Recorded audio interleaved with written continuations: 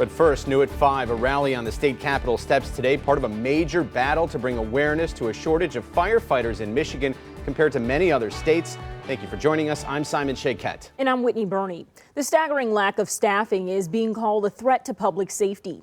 First responders telling us they're demanding more staffing and more negotiating ability, and they won't stop until they see that change. I've learned right now our state has just under 5,000 firefighters in total. That's less than half compared to neighboring states. Today, I was in Lansing talking with firefighters about what is at stake and raising voices of lawmakers on both sides.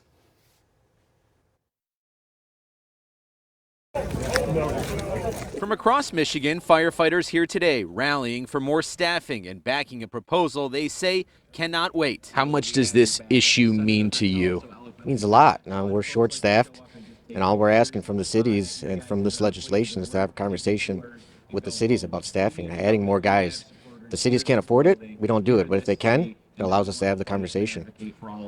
From your perspective, what do you feel is at stake?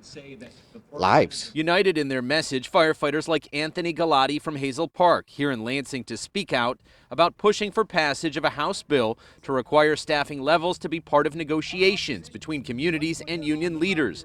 It's something that's currently not a part of negotiations and something supporters say can have a huge impact on response times and saving lives.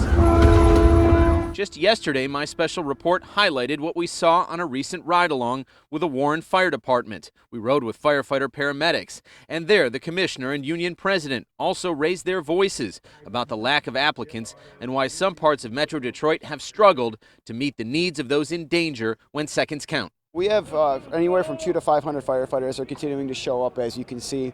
Our message here is that 4688 just isn't about firefighters. It's about the residents, and that's what we're here most importantly about, the residents of Michigan. They deserve proper fire protection, and that starts at the table where we can have thoughtful conversations. The House bill brought by State Rep Jim Hodsma of Battle Creek must be voted on by the end of the year, or it will expire. You run into burning buildings.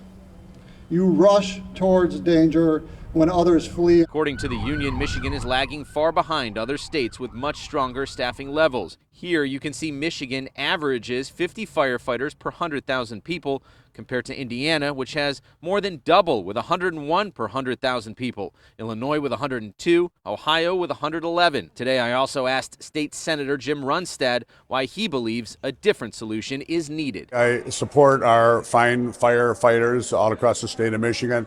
Well, when it comes to micromanaging by the state, telling an entity and unions what they must and must not discuss, I think is a bridge too far for me. That should be done on the local level.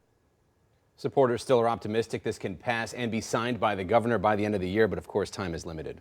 I know that we heard about that comparison state to state. How's our state managing in the meantime? Yeah, oftentimes firefighters and paramedics are just shorthanded and they're just doing the best that they can, but they're hoping that that won't continue in the long run. All right, hopefully for safety's sake. Yeah, and you can catch today's story and find complete coverage, including my special report, right now at WXYZ.com.